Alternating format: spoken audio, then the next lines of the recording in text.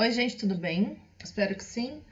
Vamos dar início ao nosso segundo semestre do cursinho e a gente vai entrar no assunto de botânica com a nossa frente A e vamos começar pelas briófitas. As plantas elas são divididas em quatro: as briófitas, as pteridófitas, as angiospermas e as gimnospermas.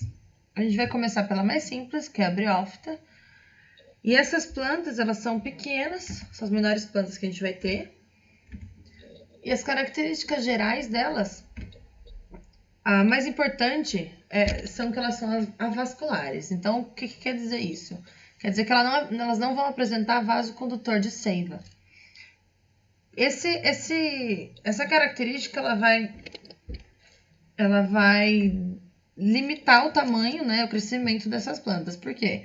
Quando não se tem os vasos condutores, o transporte de nutrientes e de água é feito através de difusão de célula para célula.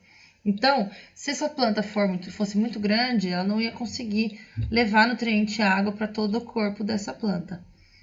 Então, elas são limitadas no tamanho. Elas vivem em lugares úmidos e sombreados, porque elas são extremamente dependentes da água para a reprodução, principalmente. E a importância delas ecologicamente, né, que elas são organismos pioneiros, além de serem produtoras e realizarem fotossíntese, né? Elas também vão ter importância em estudos farmacológicos, na produção de remédios e também servem como bioindicadores para poluição. A divisão. As briófitas vão ser divididas em três filos: as hepáticas, os antóceros e os musgos. As hepáticas elas vão ser encontradas em troncos de árvores e na superfície do solo. O corpo delas é achatado e vai lembrar o formato de um fígado, por isso que elas chamam hepáticas.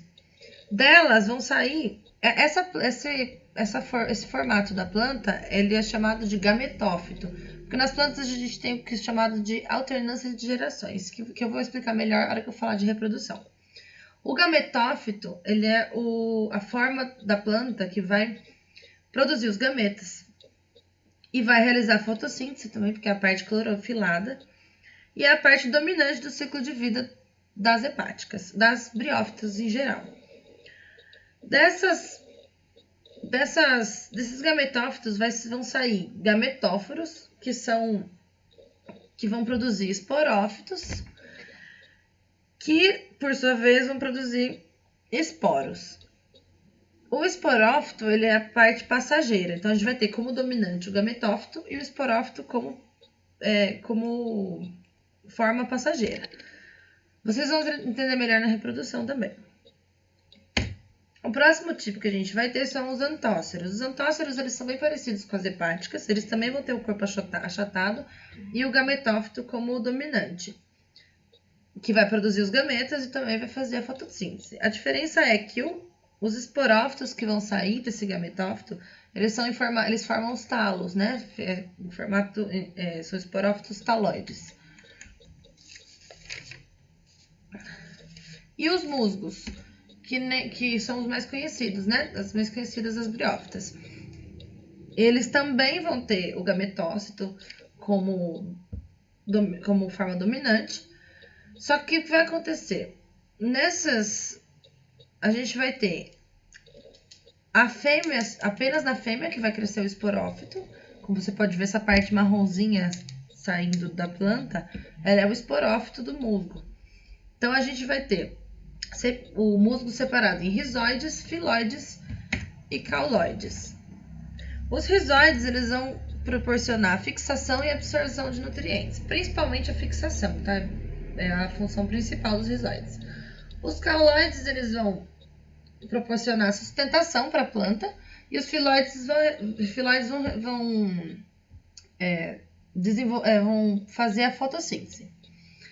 Então, esse é o gametófito. Em cima desse gametófito, se a planta for fêmea, a gente vai ter o crescimento de um esporófito depois da fecundação, que a gente vai ver certinho na reprodução. E aí a gente vai ter o esporófito constituído de haste e a cápsula. Na cápsula, os esporos são produzidos e liberados no ambiente. Esses esporos eles vão encontrar um lugar quando eles tiverem condições favoráveis, eles vão brotar e gerar um novo gametófito. A reprodução, então, dessas plantas, como é que vai acontecer? Nas plantas, em geral, a gente vai ter alternância de geração. No caso das briófitas, a gente vai ter alternância de geração, então a gente vai ter os haploides e os diploides. Nesse caso, o gametófito é a forma dominante, então essa parte verde, né, do musgo. Na planta masculina, a gente vai ter o anterídeo, que vai ser uma bolsa, que é essa bolsa aqui. Ele vai ter a bolsa de células que vai produzir os anterozoides. Os anterozoides são os gametas masculinos das plantas, das briófitas. E eles vão apresentar 2 flagelos, porque eles precisam nadar para encontrar o arquegônio. O arquegônio, ele fica na planta feminina e é uma estrutura que vai parecer um vaso de planta com um pescoço bem fino e alongado, que é essa estrutura aqui embaixo. E na base desse arquegônio, a gente vai ter a oosfera, que é o gameta feminino das briófitas. Após o encontro dos 2 gametas, a gente vai ter a fecundação. E essa fecundação esse zigoto, vai ter a formação do zigoto. O zigoto vai se desenvolver em um embrião, que vai crescer como um esporófito sobre o gametófito. E aí esse esporófito vai se desenvolver até o momento onde ele vai estar maduro. E as cápsulas vão liberar esporos, que por sua vez vão encontrar um lugar favorável, né, com condições favoráveis, e vão brotar em novos gametófitos, tanto masculino quanto feminino. O que é importante frisar nessa parte é que a haploidia dessas fases. Então, a gente vai ter os gametófitos, eles são N. Então, a haploidia, eles são haploides, né? Quando ocorre a fecundação e o encontro dos 2 gametas, a gente vai ter os 2 gametas, tanto a oosfera quanto os anterozoides, eles são também haploides. Quando ocorre a fecundação, a gente vai ter a formação de um indivíduo diploide, 2N, que vai ser o esporófito. Então, o esporófito ele vai ser diploide através da meiose. Ele vai produzir esporos que vão ser N, vão ser haploides, que vão brotar e vão se desenvolver em gametófitos, mas tanto masculino como feminino, também haploides. E esses gametófitos, eles vão produzir os gametas através da mitose.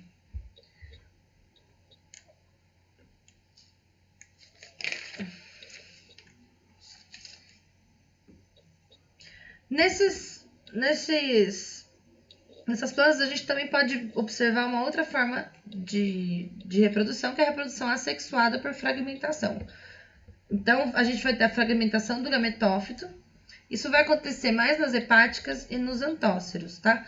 Então, eles vão se dividir ao meio, formando 2 gametófitos iguais ao primeiro. Sobre as briófitas, a gente encerrou e agora eu vou falar um pouco para vocês sobre as pteridófitas. Então, as pteridófitas, elas vão ser plantas vasculares, que também são chamadas de traqueófitas. O que quer dizer vasculares? Nesse momento, ao contrário das briófitas, a gente vai encontrar vasos condutores de seiva, que é o xilema e o floema. Mas eu já vou mostrar para vocês melhor. Então, nós vamos ter samambaias, avencas, cavalinha, entre outras plantas, exemplo dessas pteridófitas. Então, a divisão de filos vai ser, primeiro, as psilófitas, elas são pequenas e bem ramificadas, e elas ramificam de 2 em 2. Elas não vão apresentar nem raiz e nem folhas. Essas vão ser as pteridófitas mais simples que a gente vai encontrar. O próximo tipo são as licopidíneas. O exemplo dela mais conhecido são as selaginelas, que é essa planta que as folhas vão parecer escamas de peixe. E elas são plantas rastejantes também, que têm várias propriedades medicinais. As próximas são as esfenófitas, que a única exemplo que a gente vai ter são as cavalinhas. Elas vão crescer em locais próximos a córregos e rios. Parecem agulhas finas e compridas. E vão parecer um rabo de cavalo, por isso que elas são chamadas de cavalinhas. O próximo tipo que a gente vai ver são as pterófitas, que são as samambaias. A fisiologia desses animais, a gente vai ver que eles apresentam raízes, né, verdadeiras, que vai proporcionar fixação e absorção de nutrientes. O caule, que vai apresentar rizomas, né, que são caules subterrâneos, para a sustentação da planta. E as folhas, que são clorofiladas e vão realizar fotossíntese. A gente vai ter também a presença de soros, que são estruturas reprodutivas. Então, os vasos condutores vai ser o xilema. O xilema, ele vai conduzir água, sais minerais, das raízes às folhas. Essa seiva que vai ser conduzida ali dentro vai ser chamada de seiva bruta ou inorgânica. E o floema, ele vai correr ao contrário, né, na direção das folhas para as raízes, vai conduzir açúcar e compostos orgânicos. Essa seiva é chamada de seiva elaborada ou seiva orgânica. A importância desses vasos para o organismo, para as pteridófitas, é que propiciou o maior porte, né, nessa classe. Então, porque o transporte é mais eficiente, né, o transporte de nutrientes, de água. Uma importância evolutiva que aconteceu nesse filo é a redução gametofídica, né, nessa classe, né, das pteridófitas. É a redução gametofídica. O esporófito ele vai ser predominante e o gametófito passa a ser passageiro, ao contrário do que acontecia nas briófitas. Então, vamos ver a reprodução para a gente entender melhor o que isso quer dizer. Então, a gente tem aqui um esporófito maduro, que vai ser o ser dominante, né? Que quando a gente vê uma samambaia, normalmente ela é desse formato, né? O esporófito maduro. A gente não vai ter a presença de flor, nem de fruto, nem de semente ainda nas pteridófitas. A reprodução vai acontecer da seguinte maneira. Um esporófito, que é 2N, ele vai ter nos folíolos dele os soros, que vão produzir esporângios, e esses esporângios vão produzir, através da meiose, esporos. Então, os esporos vão ser haploides. Os esporófitos são diploides. Aí, os esporos, através da meiose, né, vai ser produzir os esporos, que em condições favoráveis vão germinar e vão se desenvolver num gametófito, que vai ser haploide também. Nesse gametófito, por ele ser hermafrodita, a gente vai ter a presença do arquegônio e do anterídeo. O arquegônio vai ter a oosfera, que é o gameta feminino, a haploide, e os anterídeos vão produzir os anterozoides, que vão ser os gametas masculinos nas plantas, que também é haploide. A junção desses dois gametas vai propiciar os anterídeos, eles vão nadar até encontrar a oosfera. Então, eles também necessitam de água para essa reprodução. E vai se desenvolver num zigoto, vai formar o zigoto, se desenvolver num embrião e num esporófito jovem, que vão ser diploides, tanto o zigoto, quanto o embrião, quanto o esporófito jovem. Esse esporófito jovem vai se desenvolver em cima do gametófito, até que ele vai se tornar independente, vai fixar sua própria raiz no substrato e vai começar o ciclo novamente. Então, pteridófitas e briófitas a gente encerra por aqui. Vou colocar exercícios no Classroom, espero que vocês tenham entendido. Se precisarem de tirar dúvidas, qualquer coisa, a nossa monitoria das 10 ao meio-dia, eu vou estar online no Google Meet, vou mandar para vocês o link. Se não, vocês podem me procurar em inbox, que eu, assim que possível, eu respondo vocês. Muito obrigada e até semana que vem.